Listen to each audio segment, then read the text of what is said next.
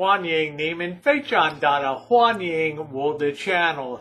今天是星期三2月19号2022年，欢迎。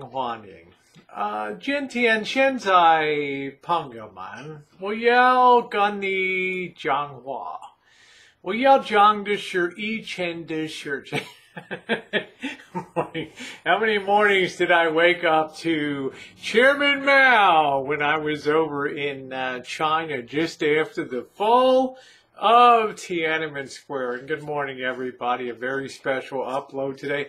Is Rosie, in fact, a spy? Okay, every year the controversy rages, but few people think, is Rosie a spy for communist Red China, or was Rosie an effective counter-agent during some of the, well, thawing days of the communist menace in Asia? It's a really good question, and one that's very interesting. As I sit here with Chairman Mao's book of quotations here, a little red book, held up by the little red guard, made so famous in the Cultural Revolution 1966 to 1976.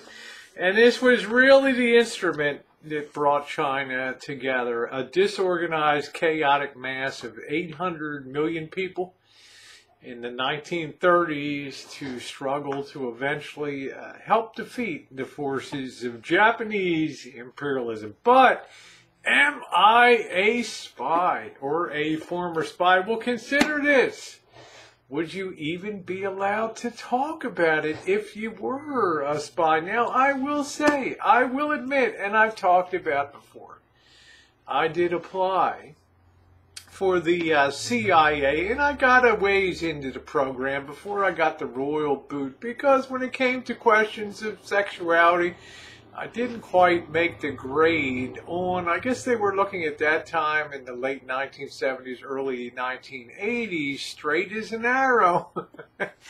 Your Rosie girl had a little bit of curve in the bow. It is what it is. But I did make it into the FBI Academy, although I did not attend because at that time of my acceptance I was already working overseas. But was I a spy? Well, again, consider this. If you work for the CIA, nobody really talks about it, do they? You're sworn to secrecy of threat of imprisonment. When you go into the headquarters of the CIA in Virginia, you look at all the stars on the wall and you ask what those stars are on the wall.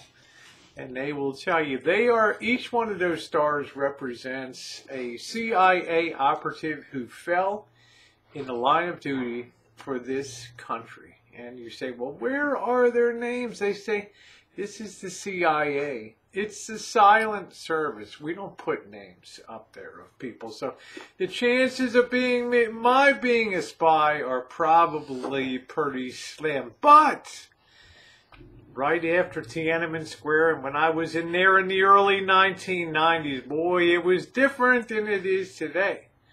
Consider 30 years ago, the Tiananmen, the vibes, the worries, the eyes of the world were upon China, and it was just opening up again after all those spasms and all the uprising and all that. And there goes the Rosie, right into the middle at that time.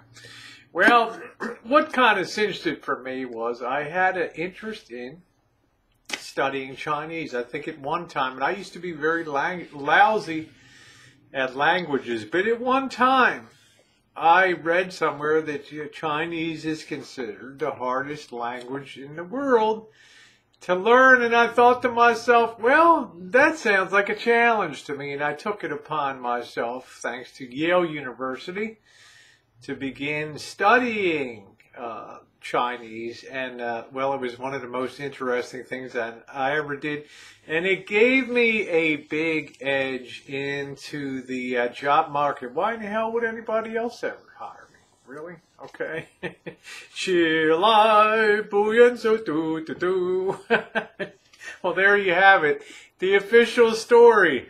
Was Rosie a spy? Well, I report. You decide. The world may never really know. All right. Happy Wednesday, everybody.